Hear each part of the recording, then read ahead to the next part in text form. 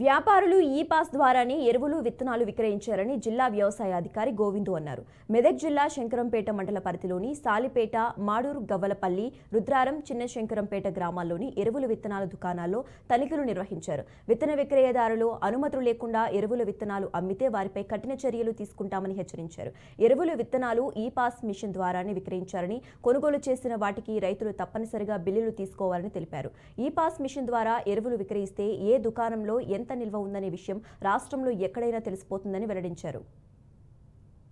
ఈరోజు శంకరంపేట ఆర్ మండలంలో ఈ ఫర్టిలైజర్ వెరిఫికేషన్ సిస్టమ్ ద్వారా 5 షాప్స్ రావడం జరిగింది. దాంట్లో ARSK శంకరంపేట, తర్వాత DCNS గవ్వలపల్లి, DCNS రుద్రారం, తర్వాత ఒక private shop Vishweshwara fertilisers Shalipet and Madur PSCS రావడం జరిగింది. ముఖ్యంగా ఈ ప్రతి వారం ఒక 5 షాపులు ADAకి వస్తాయి, DAOకి వస్తాయి. ADAలకు AOలకు కలిపి 10 షాపులు వారానికి రావడం జరుగుతుంది. దీనివల్ల ఏమవుతుందంటే బాగా ఇన్స్పెక్షన్ జరిగినప్పుడు ఈ పాస్ మిషన్ల ద్వారానే సేల్స్ జరగాలి ఫర్టిలైజర్స్.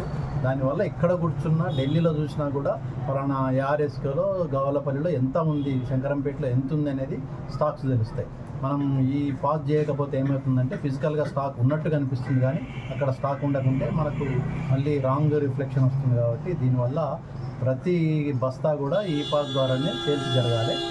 అట్లే కాంప్లెక్స్ ఫర్టిలైజర్స్ కూడా పైపాటుగా వేయకుండా అడుక్కి వేయాలి.